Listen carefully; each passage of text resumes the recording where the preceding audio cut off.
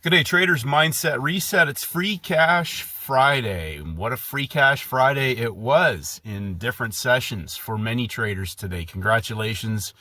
Several large moves on different instruments. Fantastic opportunities.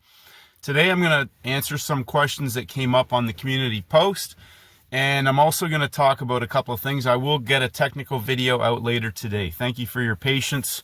I think there's traders struggling or missing trades, missing larger opportunities because they're still having, I think, challenges stepping back and understanding the larger templates. And when we have opportunities for larger scalable trade setups, as we did several opportunities this week, some absolutely fantastic markets. So first of all, timings. You come to the screen on a Friday, if you're trading the New York session, such as I am. We had large moves yesterday on indexes, very large moves, all in days. And when you come to the screen on the New York session, third session on day 3, Free Cash Friday, and I get up and the markets are all distended out. We've seen large moves on the yen crosses. We've seen euro yesterday, pound, both continuations, indexes, large reversals inside. Back against traders that were long from the all-in yesterday. The first thing, I want you to take some notes, and because you'll see the same things again and again and again, and people will ask me the same questions. When you see a situation like that on a Friday, a Free Cash Friday, we have major red news at 10 a.m. The first thing I think of is 1 hour, 2 hour, third hour trade at the earliest. Now, that's the larger, bigger move opportunities if there's a market setup. Obviously, gold distended out. We'll talk about that in a moment. But for traders, because what traders do right away is they look at stuff that's way out and they go, okay, this is going to be a great reversal. The problem is that they get chopped up trading candle action, trying to read candle action. And as I repeat this over and over again, pay attention to the clock. How many screenshots have I put up that said third hour trade? Once a market goes out of balance and it's distended out, the pound yen cross pairs, traders, it blew off 100 pips right into the open of the US window. And when you see that, if traders go, oh, I missed that trade, I missed out, and you have to remove that from your mind. You didn't miss out on anything. If you're not already in the trade, you haven't missed out on anything. And the problem with that does to people is that it makes them want to chase other stuff because things are moving and they don't actually understand what setups are. And again, I emphasize this. There is nothing new happening here each week. There is nothing new happening here each week. We have the same market conditions that show up week in and week out. Low of week opportunities on breakouts. High of week opportunities on breakouts. Low hanging fruit opportunities. So you've missed a breakout. You come to your session and there's already been a high of week reversal and it's inside, such as on the indexes today. If you can't find anything else that suits your best trade setup criteria, there's a low hanging fruit within a session, especially when it's front side of the week, right? Day 1, day 2 might put in a peak formation high. You're inside. US session, I've missed it in London. They've already locked in the high, but we get the low hanging fruit parabolic in the US window. But on a Free Cash Friday, gold, that template is nothing new. Nothing new at all. I put that picture up from December 22nd. The same thing there. 1 hour, 2 hours, third hour reversal. It was a full 100% range expansion of Monday, Tuesday, Wednesday rectangle. And literally in the last 15 minutes, 1 push, 2 push, 3 push, new hour, pushes a bit higher and engulfs and just falls, which is coming back to the expression that I repeat, lift the offers, pull the bids. Whenever you see parabolic channels, and one trader commented, wouldn't the easier trade have been on the front side? Well, depends if that's part of your playbook. So here's what you need to consider. Because often what they'll do, as you'll see in those parabolic channels, is they'll go back and forth. So my question to you, if that's part of your playbook, is there's nothing wrong with taking a position in there and you can handle that. You've got a parabolic channel potentially building there. But also, how much size can you put on that and hold on to it as they're about to go parabolic. Now, obviously, it was a large move, but in the process, you'll notice on the 5-minute chart, they pop it up and still consolidate and go back and forth before they keep lifting it on the news. So the easy trade is the reversal when it's on a Friday. So this is the other thing I need traders to understand. There are Thursday trades. There are Friday trades. There are Tuesday trades. There are very specific Monday trades when it's the opening range of the week, if they've broken levels. So you have to understand it's Friday, and like, for example, on the indexes, they may, the DJ30 broke down first. Well, we already had a failed breakout yesterday. Today is not. They've gone down there and put a low in. Second hour starts to pump up. We got major red news at 10 a.m. It doesn't go anywhere. And this is before the news. It's rolling over and breaking down. They may just continue to sort of work it back and forth into the close. And Monday may reverse that or continue to break down. That is not a parabolic setup. Now, there's low-hanging fruit in there. Both NASDAQ, S&P gave beautiful low-hanging fruit trades. They pumped right up into the open. Major red news, new hour, inside of our universal entry criteria for easy low-hanging fruit continuation trades. No stress, zero heat, textbook perfect opportunities. Yen crosses. So again, 1 hour, 2 hours, third hour closes, fourth hour reverses for 50 pips. Pound Oz, Euro Oz. Believe it was the Euro Oz that broke out of the low of the week, made a higher high on closing, low of day and closing price, and worked its way back up. The higher high in the coil inside is the parabolic setup. It went 50 pips. Now, it's a non-US dollar cross. And again, that choppy price action still went the 50 pips. Maybe if traders don't have that confidence or the understanding, if they were trading that setup, they may have cut the trade or went to break even too early, whatever that situation is. But it's a choppy price action to hit the 50 pips. Still a great setup. Canadian dollar. Several traders were looking at the Canadian dollar, looking to short the reversal. Now I'm going to contrast the US yen with the Canadian dollar. If you go and look at those charts, Canadian dollar had fundamental BOC news on Wednesday.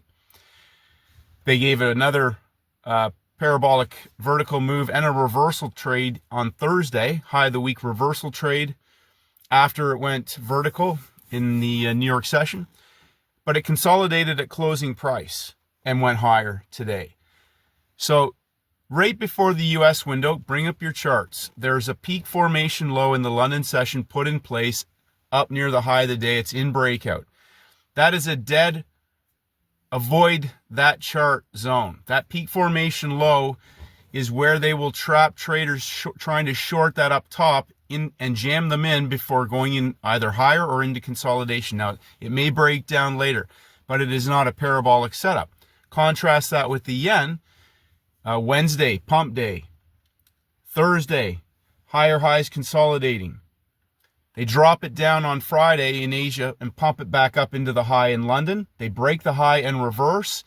It breaks down below closing price in that last hour before the US window. Now, I've repeated this with currencies. We can often see a 7 a.m. to 8 a.m.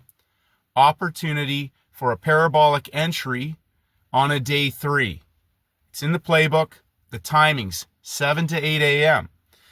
Why day 3? Well, we're at high of the week, but that lower low in that 7 a.m. hour pumps back up into closing price, 30 to 45 minutes. We have an entry 15 minutes prior to the US window. Same thing, it's very similar pattern to the Swiss franc yesterday.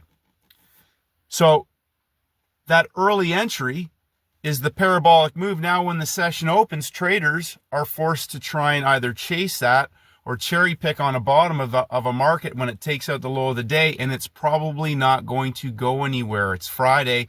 That is a trap. They will trap traders into garbage, trying to cherry pick a low in a market that they perceive is trending up, higher highs, and it will go into consolidation, and traders will either be sit there to get out of the trade with nothing, take a small loss, they'll chop you up, and there's no setup there.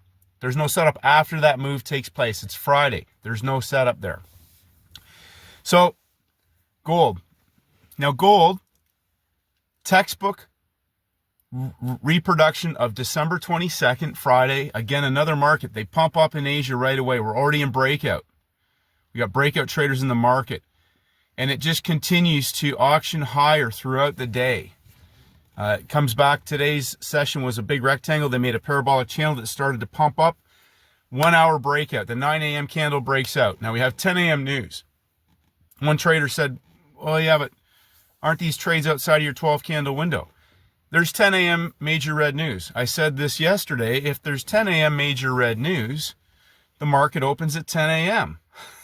So we could be here. Like, if it depends what the opportunity is. Like yesterday, I might be at the screen for 5 hours yesterday, managing trades, because it's an all-in day. Several traders nailed it out of the park yesterday. 300 pip plus moves on indexes. Those are the types of opportunities. Again, third hour, right? 1 hour down, 2 hour consolidation, third hour reversal, whatever hour that is that breaks out. 9 a.m. breaks out on gold today. 10 a.m. goes higher on the news. 11 a.m. reverses and drops like a stone. 1 hour, 2 hour, 3 hour trade setup. Now here's the problem. Most traders are looking for trades. They want to take trades. They see stuff going. They want to get in. And by the time they get in, again, that parabolic setup on gold, there's a reason why it's a choppy parabolic setup. But the free fall was straight down. Escalator up, elevator down. Now, my point to emphasize to you today and give you some homework, I'm going to, again, do a technical video later. Think about how you make large, easy money. Trading choppy price action is not the same as selling something at the high on Free Cash Friday. That's a Friday setup, and watching it drop like a stone and defy all logic. That is a setup on a Friday on gold. You will see it again. You will see it again and again and again. And there'll be other markets that have similar setups on certain days. Yesterday's reversals, low of week. Indexes, short squeezes, they were markets that closed in breakout. Not all of them. Gold closed in breakout on top of Friday's closing price on Wednesday. They were on top of closing price the entire day on Thursday. They pumped it up for a 75 pip dump and made a higher high on the inside into closing price. Think about what that means. They closed out of balance on Wednesday, below Tuesday's low of day. Shorts are in the market. They're not letting the shorts out of the market. Everything's above closing price. It hits closing price, consolidates, pushes higher, consolidates. That's a parabolic channel now for a Tuesday high and a Wednesday low body rectangle. That's our Monday, Tuesday, Wednesday rectangle for a projected range expansion target. Now on the day itself, it may not hit that. It hit it today, but you take the high and closing price on the day for the short squeeze, 200% target range expansion. Think about where you can get into the market on large parabolic setups, 3-day templates, with a small stop, an opportunity how to scale in because they're not coming back. Those are DCB trades. Like today's short, it's a DCB. They aren't going back to the high today. They might next week, but they're not going there today. Opportunities are everywhere. Opportunities are everywhere. If you're front side, back side, again, step back. Look at the big picture. Because next week people will get chopped up on a Tuesday chasing price action and little movements and all this is me speaking. This is when I look at shit like that just makes me sick. Because you know what that is? That's a recipe for at some point for you to get caught into a market and engage in emotional, impulsive, and irrational activity. And I come back to my friend Steve in New Jersey.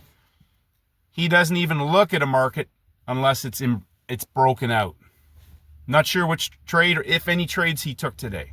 But gold is in his watch list. And He has a wealth of knowledge and experience. And if he's working on the outsides of those ranges, highs and lows of weeks, oil, great parabolic reversal, third hour. It pushed right up into the high of the week, the month, 1 hour. 2 hours at the high, third hour reversal. Timings. So all this little price action and measuring pushes is great if you're trying to catch these moves. Where can you put size on that opportunity? Where? I mean size, just adding positions in is not size. Where can you put size into a market because it's going to go and it's got other time frames driving those moves? So step back and look at the larger template, the bigger picture, timings. Understand what's important about the days of the week. Monday is the opening range. Tuesday expands the range. Wednesday is the midpoint range of the week. Thursday may expand the range on the backside, or it may be a signal day. And Friday is the closing range of the week. Find the best instruments that are set up on those days for parabolic opportunities. Parabolic trade setups can compound your account very, very quickly. Free Cash Friday. Technical video later today. Congratulations again, traders. Get out, enjoy your day, and may the markets go with you.